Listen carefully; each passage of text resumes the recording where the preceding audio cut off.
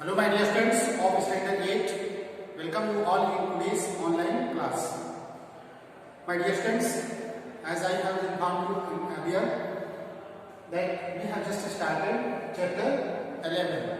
The name of the chapter is Force and Pressure. This chapter is running and this will be the part of periodic test 2 because as you know all it very well that term 1 examination is over and all of you have appeared in that examination. So I hope all of you have got the good marks also in that examination. So we are moving towards the periodic test 2 which will be conducted later. So dear students, chapter 11 and chapter 12, that is associated with chapter Force and Pressure, and chapter 12 is also a special kind of the chapter, that is Friction. Friction is also a kind of force. So we are discussing about that. So dear friends, in my previous video I have explained about the force. In today's video I am going to describe about the effects of force. Effects of force means force क्या क्या कर सकता है, force की क्या क्या प्रभाव होंगे, इसके बारे में हम लोग डिस्कस करेंगे. So first of all, effects of force means if you apply force on any body, what kind of change can be seen. So dear friends, there are many points, there are following points which you can see on the board. So we will discuss in each point related to the effects of force. So let us read first point under the effects of force. First point is a force can move a stationary object. Force can move a stationary object. It means stationary का मतलब है कोई भी object रुका हुआ है, stop position पे है, उस पर आप फोर्स लगाते हो तो वो क्या करता है फ्रेंड्स, वो मूव करना शुरू कर देता है. मूव मतलब मोशन में है. तो force can move a stationary object. जैसे कार, टॉय कार आपके ग्राउंड सरफेस पे नाम रखी है, टॉय कार यहाँ पे. So dear students, toy car is lying on that position, okay, and toy car is there. And if you push the force in backward direction, you are applying the force on backward direction, then you can see that the toy car started to move. तो किस basis पे हम कह सकते हैं, force can move a stationary object. जैसे किसी table में एक बॉल को रख करके उसको अपने पाम से पीछे हाथ से पुश करें तो वो रोल करना शुरू कर देती है. जैसे ये मेरे हाथ में चाक है, मैं इसको ऐसे फोर्स लगाता हूँ तो देखता हूँ कि चाक मूव करना शुरू कर देती है. ओके, जैसे ये ऐसे फोर्स लगाया इसमें. Force can move a stationary object. अब दूसरी बात, एक पॉइंट इसका, ये दोनों पॉइंट रिलेटेड है. A force can stop a moving object. जैसे ग्राउंड में क्रिकेट बॉल रोलिंग करते हुए आपकी ओर आ रही है, आप उसको पैर से with the help of your feet, when you apply the feet on the ball stops, gets stop. It means you have applied the force due to the result of exerted force. Okay, so the force can stop a moving object. And next one here is the third point. Force can change the speed of a moving object. Force can change the speed of a moving object. Dear students, force जब भी हम किसी body पे लगाते हैं तो उसका state of motion change होता है. स्टेट ऑफ मोशन, तो स्टेट ऑफ मोशन को हम लोग समझ लेते हैं कि स्टेट ऑफ मोशन जो बढ़ रहे हैं ये क्या होता है. State of motion, state of motion हमको चेंज करना है. तो इसका मतलब है कि पोजीशन चेंज हो उस ऑब्जेक्ट का, पोजीशन में चेंज या तो स्पीड में चेंज. स्पीड में चेंज होगा, सॉरी स्पीड या डायरेक्शन, स्पीड या डायरेक्शन. देखो स्पीड या direction, if the speed is change or direction is changed, then we can assume that state of motion has been changed. State of motion can be changed by applying force. State of motion can be changed by applying force externally on any body. So force can change the speed of a moving object. जैसे आपने देखा कि cricket ball है, जैसे आपने देखा कि कोई ball force can change the speed of the moving object को, इसको एग्जांपल में समझ सकते हैं स्टूडेंट्स। जैसे आप बाइसिकल से जा रहे हैं, साइकिल से धीरे धीरे स्पीड से किसी ने आपको पीछे से पुश कर दिया, ठीक है, तो आपकी स्पीड जो बाइसिकल की है वो इंक्रीज हो जाएगी। इंक्रीज होने का मतलब है कि थोड़ी सी बढ़ जाएगी, ओके। तो इसका मतलब स्पीड चेंज हुई ना, स्पीड चेंज हो गई। और आगे से मान लो किसी ने आपके जिधर आपका स्पीड डायरेक्शन है मोशन का, उसी डायरेक्शन में आप फोर्स लगा रहे हो तो स्पीड इंक्रीज होगी। अगर आप मान लो पुल कर रहे हो, पीछे खींच रहे हो बाइसिकल को, मान लो बाइसिकल आपकी जा रही है, आप उसको पीछे से पुश कर रहे हो, आप पीछे की ओर पुल कर रहे हो अगेंस्ट द मोशन, तो स्पीड क्या होगी स्टूडेंट्स, डिक्रीज करेगी। तो यहाँ चेंज की बात हो रही है, we are talking about the change. A force can change the speed of a moving object. इसमें आपको पूरे भी जितने भी आपके पांचों पॉइंट्स लिखे गए स्टूडेंट्स, इसमें आप एक चीज अगर आप ध्यान रखोगे कि सब में यहाँ पे कैन वर्ड यूज हुआ है। Can means possibility. जरूरी नहीं है कि force can move a stationary object, compulsory नहीं है। अब आपने टॉय कार को तो फोर्स लगा के मूव करा दिया, मान लो कि बहुत ह्यूज व्हीकल खड़ा हुआ है, ट्रक, टायर, या बहुत बड़े कोई बहुत बड़ा ह्यूज स्टोन सेलेस्टियल ऑब्जेक्ट, बड़ा सा कोई बॉडी रखी है, आप उस पर फोर्स लगा रहे हो तो वो थोड़ी ना मूव करेगा, but you are trying to change. या तो फोर्स जब भी किसी बॉडी पे हम लगाते हैं तो या तो उसका ये मोशन क्रिएट होगा या तो मोशन क्रिएट करने का इफेक्ट करेगा। The force can bring the change in the motion और tends to change the position. या मतलब टेंड्स का मतलब है या तो प्रयास करेगा, टेंड्स डेफिनेटली नहीं है कि मूव भी कर देगा, इसलिए यहाँ पे कैन वर्ड यूज हुआ है। कैन जैसे हम लोग इंग्लिश में यूज करते हैं पॉसिबिलिटी के लिए, तो यहाँ पे अनसर्टेनिटी आ गया है कि ये नहीं है कि यहाँ से आप ऐसे पढ़ के चले गए फिर आप बोलेंगे सर को बताए थे कि force can move a stationary object, तो जितनी भी स्टेशनरी ऑब्जेक्ट है उस पर आप फोर्स लगाना शुरू कर दो, ठीक है। जैसे मान लो रोड पे बहुत बड़ा पत्थर पड़ा हुआ है, आप उसको फोर्स लगाओ, मूव नहीं हुआ तो बोलोगे सर को गलत बताए थे। फोर्स कैन मूव, इसलिए कैन यूज हुआ है। Force can move a stationary object or tries to move या tends to move। tends का मतलब है या तो आकर्षण है, tend, ठीक है।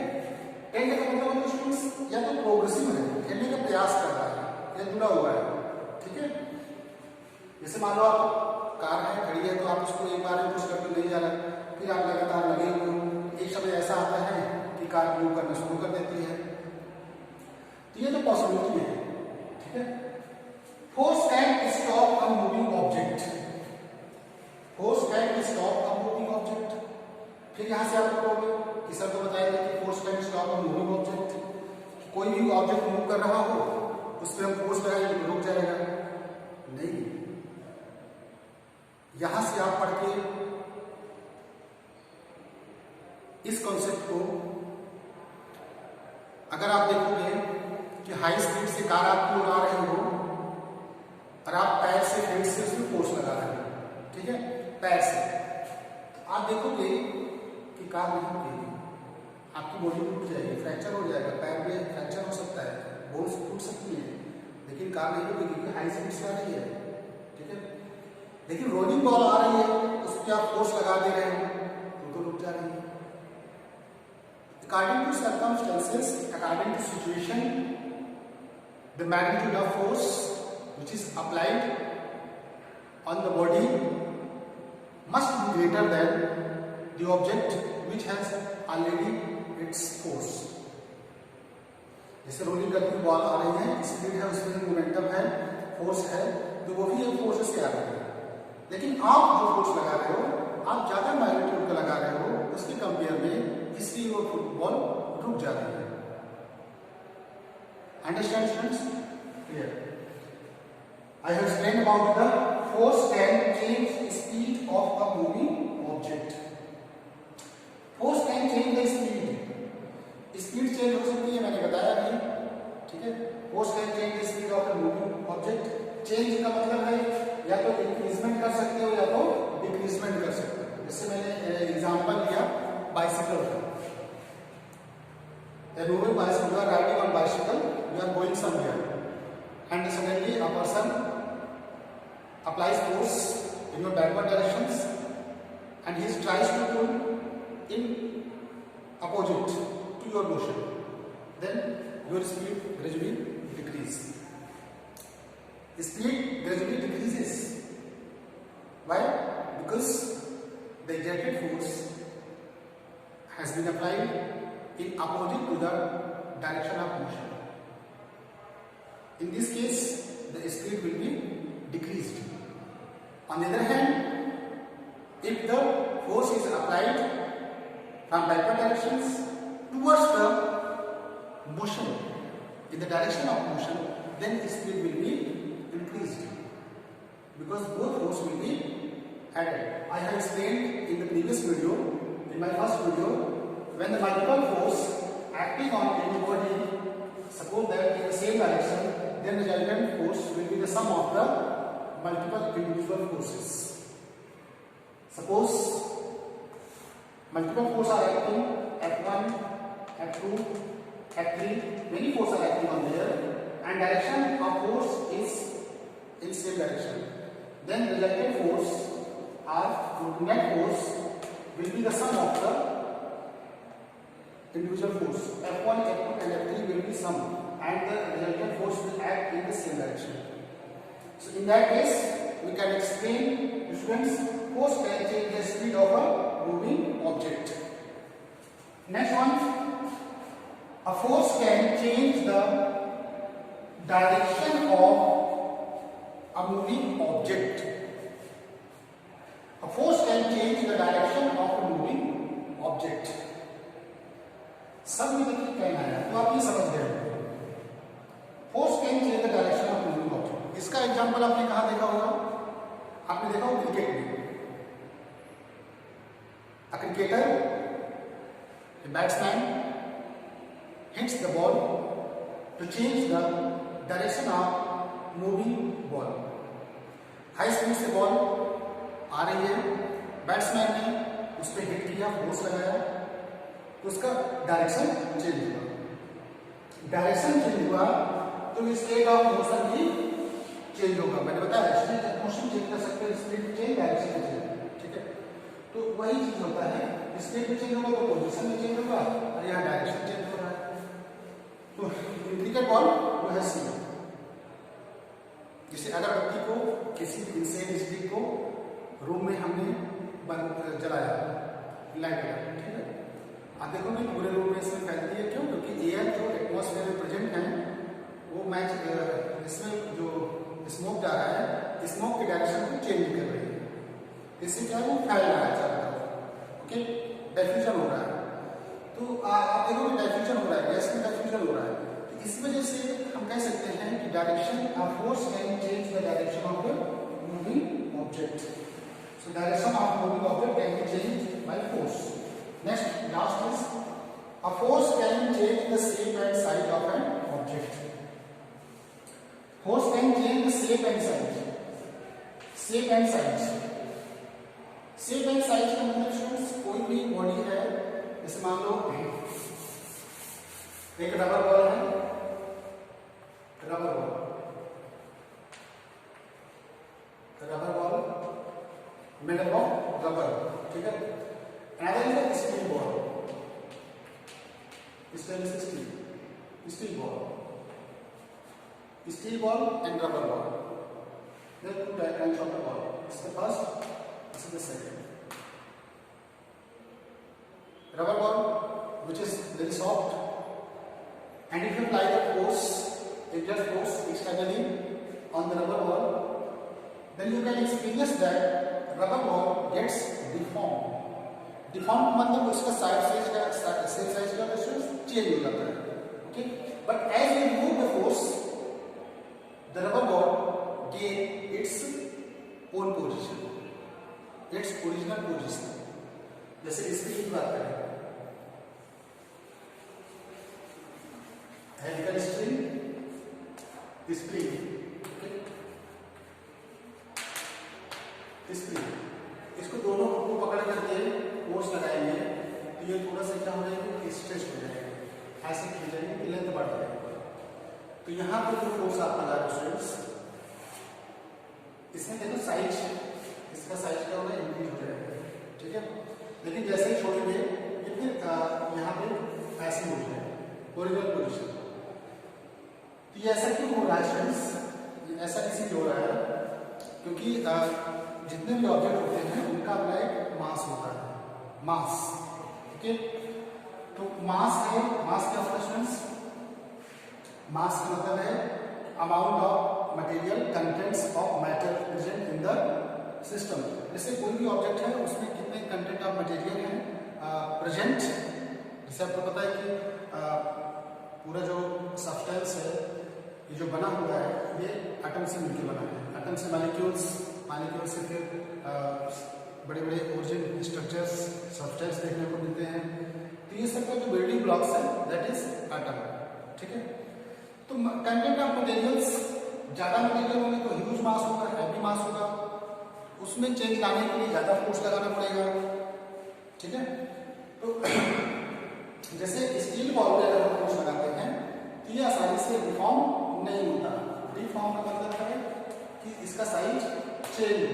ठीक, तो ये जल्दी से चेंज नहीं होता है. ओके, ये क्यों नहीं होता है? सेफ साइड चेंज क्यों नहीं होता जल्दी से? क्योंकि इसमें रिस्टोरिंग फोर्स ज्यादा है. ठीक है, maximum restoring force that is greater restoring force, और इसमें रिस्टोरिंग फोर्स कम. एक प्रॉपर्टी होती है इलास्टिसिटी. फिजिक्स में इलास्टिसिटी, इलास्टिसिटी का मतलब जैसे रबर बॉल में आप देखोगे कि ऐसे किए फिर साइड चेंज हुआ, लेकिन जैसे ही फोर्स रिमूव किए फिर अपने ओरिजिनल पोजीशन में आ जाती है. इस प्रॉपर्टी को हम लोग कहते हैं इलास्टिसिटी. ओके,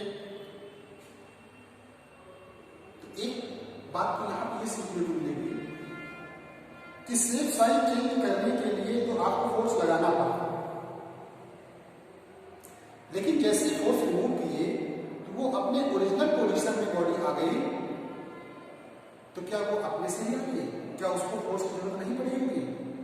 क्या ये बॉडी अपने आप ऑटोमेटिक, क्या कोई जादू मैजिक है कि फिर वही अपने ओरिजिनल पोजीशन में बिना फोर्स किया जाएगा?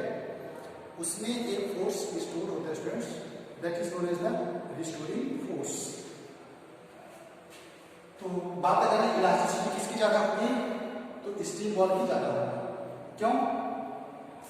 क्योंकि आप देखोगे कि कोई भी बॉडी जो इलास्टिक होती है वो अपने ओरिजिनल पोजीशन पे आती है, लेकिन ऐसी कोई बॉडी हो कि अपने ओरिजिनल पोजीशन को हमेशा मेंटेन ही रखे, आने की बात ही ना आए चेंज होने की, that body will be considered as the most elastic body.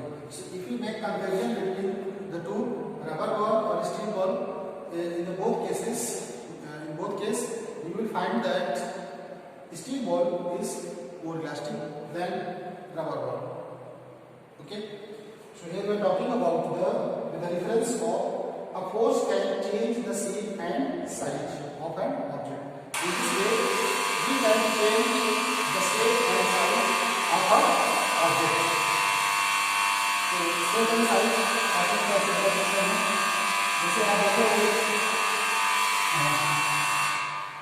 Powder जो बनाते हैं मिट्टी से, गीली मिट्टी से अलग अलग शेप के बर्तन, तो वो इसी वजह से बनाते हैं।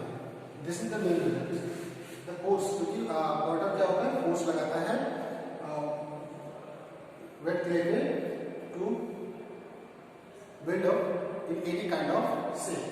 So this is the description of effects of force which I have taught in this video. Dear students, in next video I will describe about the kinds of force, types of force.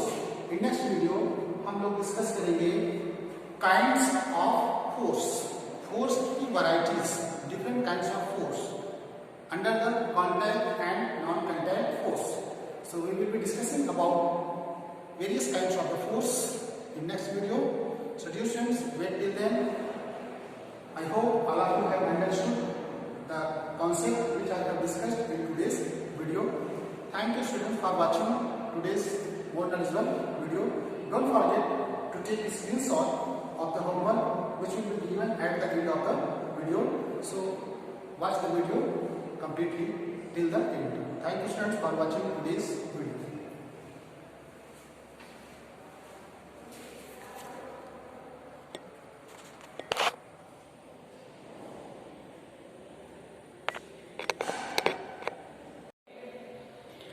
My dear students, take a screenshot of entire blackboard so that you can get the homework which you have to complete within the due date. So dear students, take a proper screenshot whatever we have discussed in today's video.